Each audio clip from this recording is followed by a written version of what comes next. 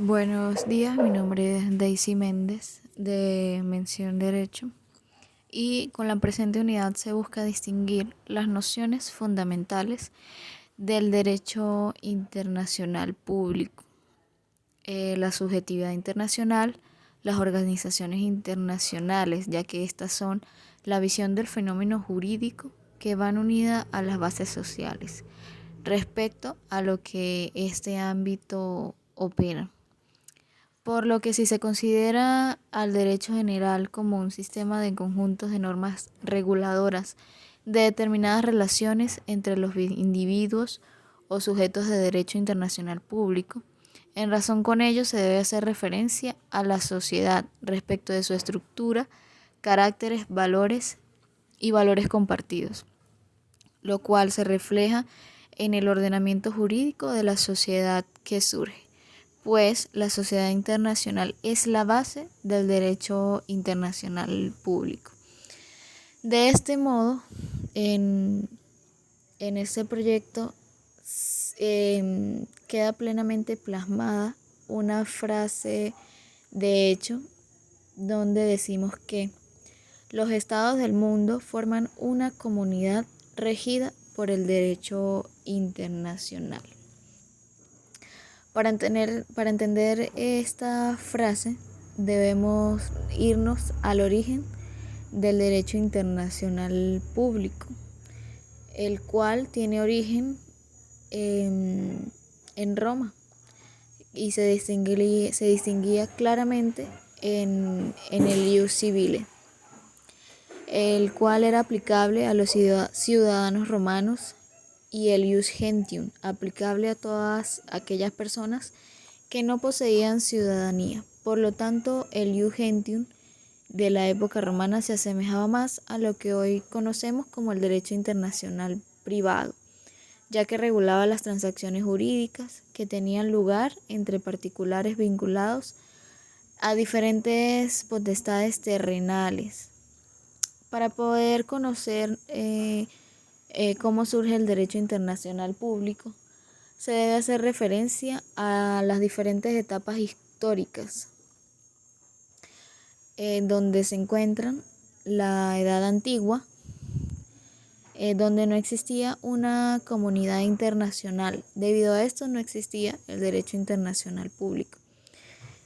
Tan es así que la comunidad integrada por las relaciones espontáneas entre las naciones no se les podía considerar una comunidad organizada.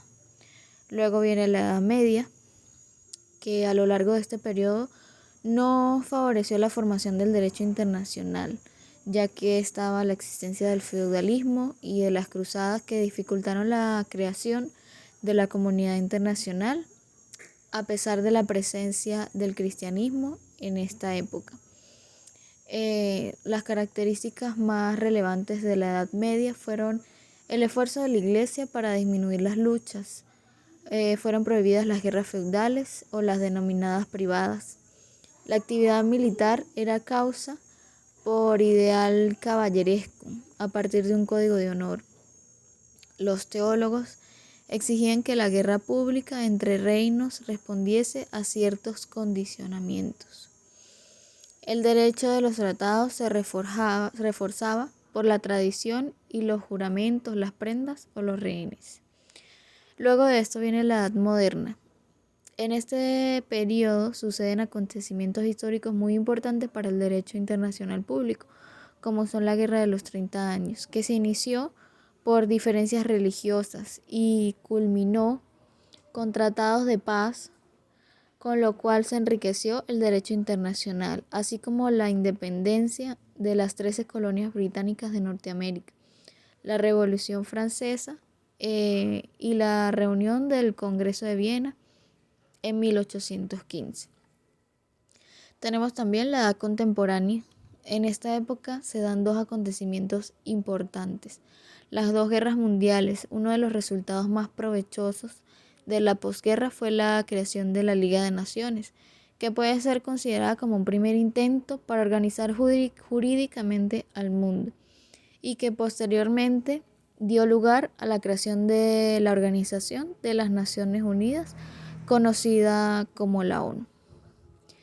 Bien, el derecho internacional público posee una doble función como ciencia, bien que regula la estabilidad necesaria en la comunidad internacional al fin de dirimir las controversias que se presentan entre los estados y otros sujetos de derecho internacional público, con la necesidad de preservar la paz y establecer un imperio normativo y que posibilite el logro de la justicia internacional.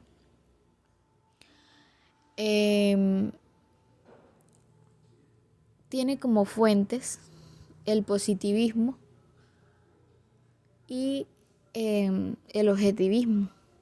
Dentro del positivismo señalamos que la única fuente del derecho internacional público es el acuerdo de voluntades, ya sea en forma expresa o en forma tácita. Si es de forma expresa se encuentra el tratado y si es de forma tácita la costumbre. Y dentro de su objetivismo se apoya en la distinción entre las fuentes formales y las fuentes creadoras. Las fuentes creadoras son las verdaderas fuentes del derecho, porque las crean. Las fuentes formales no crean derecho, sino se limitan a formularlo. No son modos de creación, sino de constatación. Por ejemplo, los tratados y la costumbre.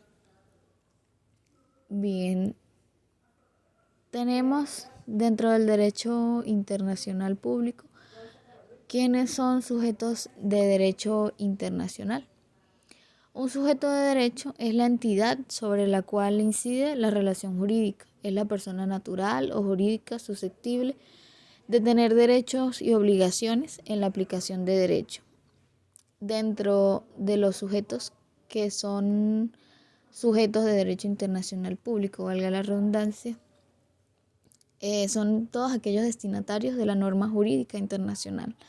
Es decir, es el ente capaz de obligar y obligarse de acuerdo a la capacidad que se les conceda por las normas jurídicas internacionales, los cuales tienen diferentes obligaciones y por ello incurren en la responsabilidad internacional por cualquier conducta distinta a la prescrita por el ordenamiento jurídico internacional. Una de sus obligaciones es que tienen sus derechos y por lo tanto la capacidad de reclamar los beneficios que se desprenden de ello. Tienen la capacidad de establecer las relaciones contractuales o de cualquier otra índole con otros sujetos internacionales. ¿Y quiénes son sujetos de derecho internacional? El Estado, las organizaciones internacionales, las personas o individuos, los pueblos, las organizaciones no gubernamentales, organizaciones gubernamentales, otras entidades con un tratamiento especial, grupos humanos con aspiración estatal. El individuo como sujeto internacional público. En realidad no hay un criterio uniforme con respecto a la situación del hombre dentro de esta área, pero de acuerdo a algunos autores niegan la posibilidad de que el hombre sea sujeto de derecho internacional, argumentando que el hombre necesita ser representado para ejercitar sus derechos. No tiene la cualidad para representarse por sí mismo, tampoco puede reclamar el orden jurídico internacional. El hombre ejerce la titularidad de los derechos, pero esto no lo transforma en sujeto de derecho internacional, sino que es un objeto del derecho internacional público. Dentro de las excepciones de la subjetividad internacional se encuentran la Santa Sede y la Soberana Orden de Malta. Estos dos hechos tienen diferentes características que resaltan la subjetividad internacional. La Santa Sede le hacen falta varias de ellas, pero perfilan y configuran un Estado. Su misión fundamental era de convivir dentro de una comunidad internacional, realizando fines materiales conforme a las exigencias de ella. En realidad, este ente de derecho internacional, que bien tiene un pequeño territorio, es más que todo ficticio, porque en su lugar no podría albergarse un estado. Y si bien tiene población, es igualmente ficticio, porque si el estado de la Ciudad del Vaticano, que es donde se encuentra, concede una ciudadanía especial, una ciudadanía vaticana, en realidad esta ciudadanía sería sui generis, porque viene siendo dada por cargos administrativos y no por el hecho de nacimiento, como debería ser. Tenemos también la Orden de Malta. En cuanto a esta, su nombre oficial es Soberana Orden Militar de San Juan de Jerusalén, en Rodas y de Malta. Se trata de una venerada institución europea, heredera y sucesora directa de una de las órdenes de las caballerías más antiguas, la Orden de San Juan de Jerusalén o de los Caballeros Jerosolimitanos. Esta orden está constituida por un grupo de aristócratas europeos que se dedican a las actividades de la caridad y las obras sociales en diferentes países del mundo. Bien, estas son todas las características y las fuentes del derecho internacional público. Muchísimas gracias.